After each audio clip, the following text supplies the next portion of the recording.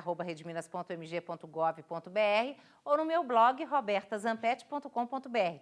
A gente foi para a rua para perguntar para as pessoas o seguinte: será que elas fariam, né, uma terapia de vidas passadas, tentariam fazer uma regressão? Vamos ver o que o povo na rua fala.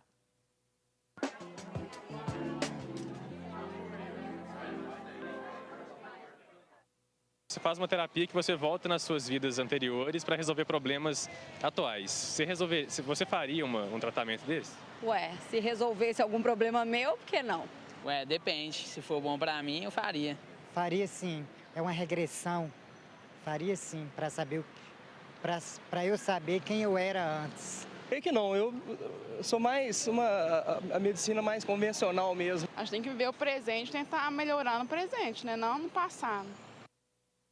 Pois é, agora às vezes a solução está no passado, né? É o que vocês defendem, né? Exatamente. Agora eu estou vendo aí que às vezes as pessoas estão abertas e tudo mais, mas existe preconceito. Você, por exemplo, você é médico. Sim. Não é? Sim. Por que você resolveu trabalhar com terapia de vidas passadas? O que aconteceu na sua vida? Se você, opa, eu quero fazer isso, é isso que eu quero.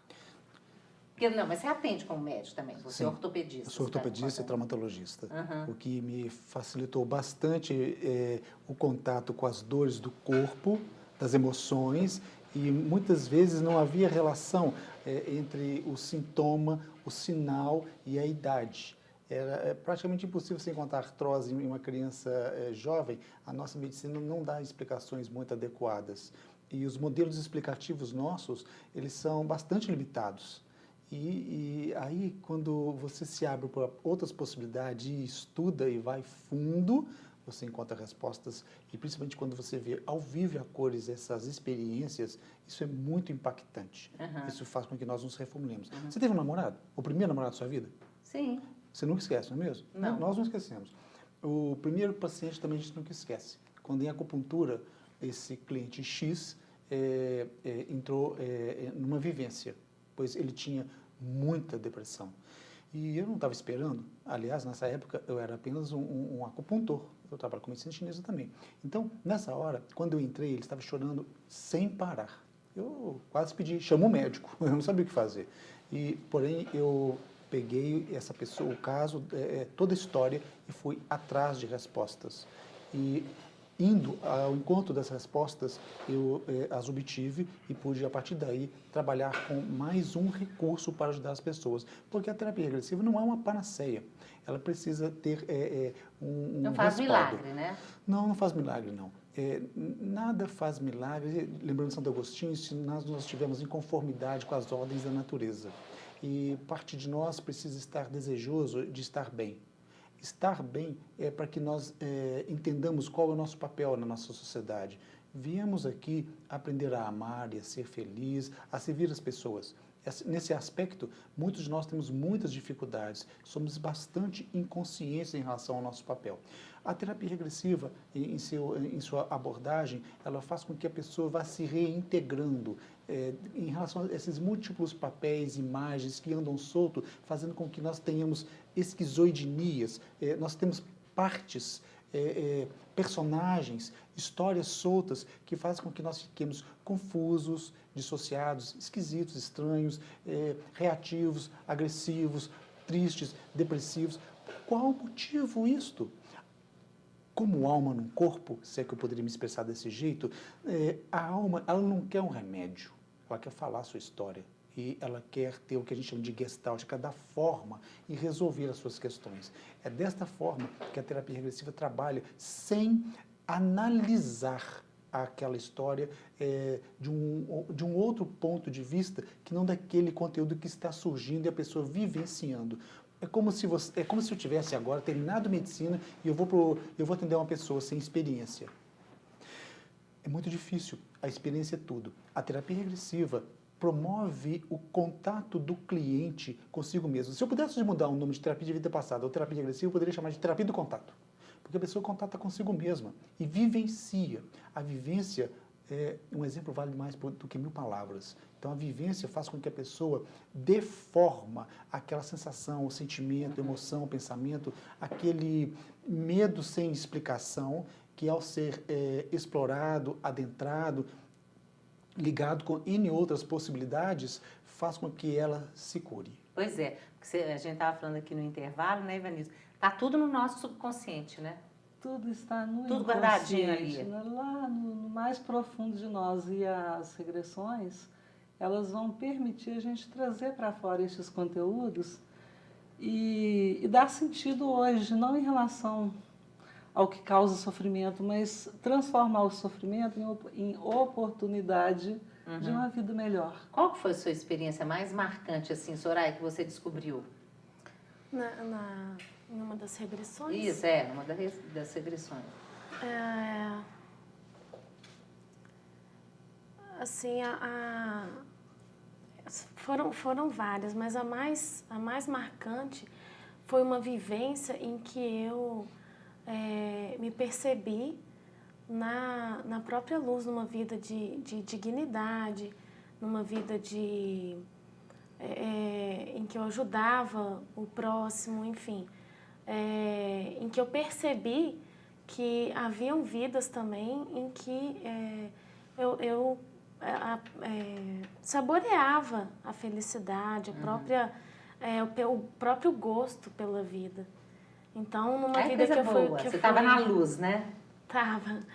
E numa vida que eu fui professora, vivia num campo, eu tinha filhos que eu levava também para a escola, ajudava outras pessoas. Gente, que legal, né? Ou seja, o que a gente falou no princípio do programa, gente, na abertura, que o objetivo não é saber se foi professor, mas acaba sabendo, né? Sim.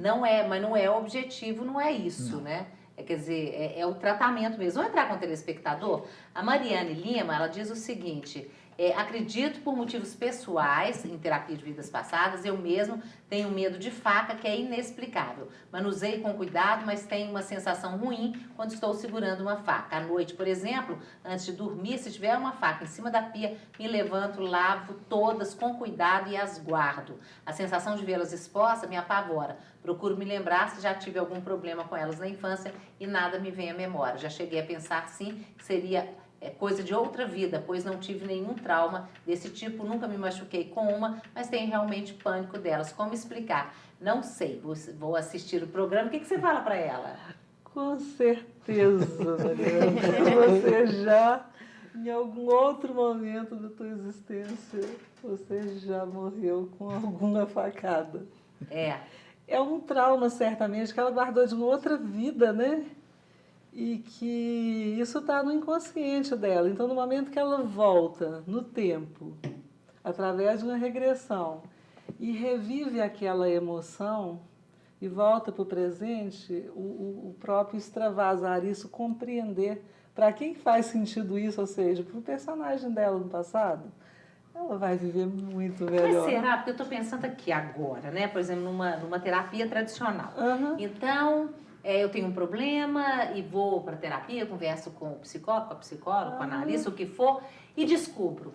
Mas não necessariamente eu me livro daquilo, ou daquele sentimento, ou do medo. Livra-se porque, no caso que interessa, as regressões em si, eu diria que elas não têm importância nenhuma se a gente não aprender a separar o que faz sentido para nós hoje, inclusive os nossos medos, as nossas broncas, as nossas dificuldades.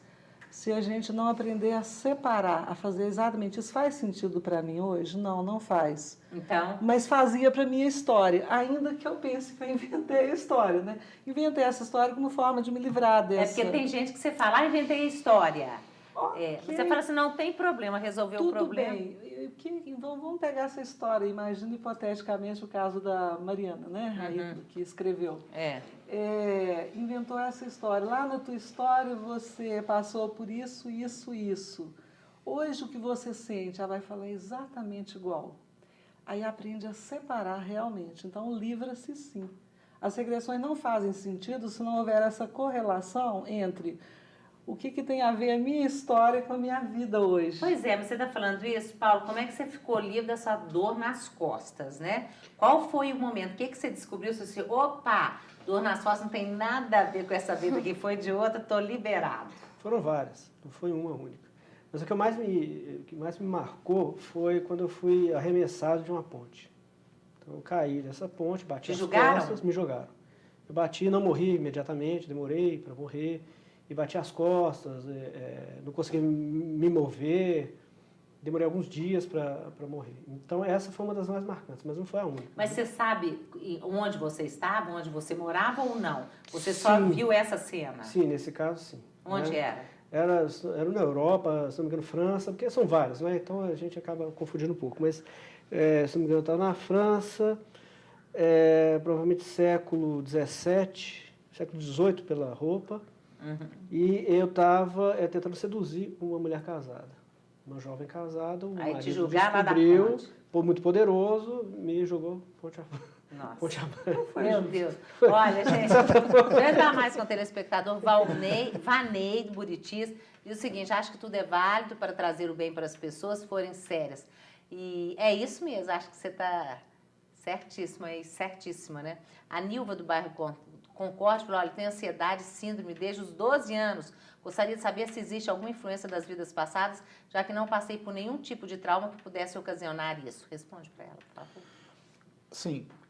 Você vê o caso das meninas aqui, né? Das duas que tiveram síndrome do pânico. Né? Assim como a telespectadora entrevistada dizia não entender por que voltar no tempo, voltar no tempo seria interessante de forma que você tendo um trauma, a palavra trauma é grega, de origem grega, significa ferida.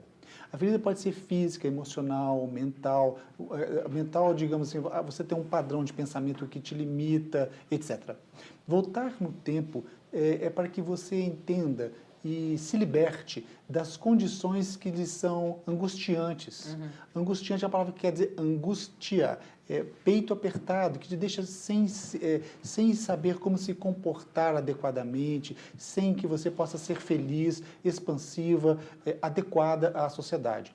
Esse processo promove em você essa readequação, essa reintrodução na vida, para que você possa se tornar cada vez mais útil, que é o que nós estamos fazendo aqui, cada um de nós, em cada papel desempenhado.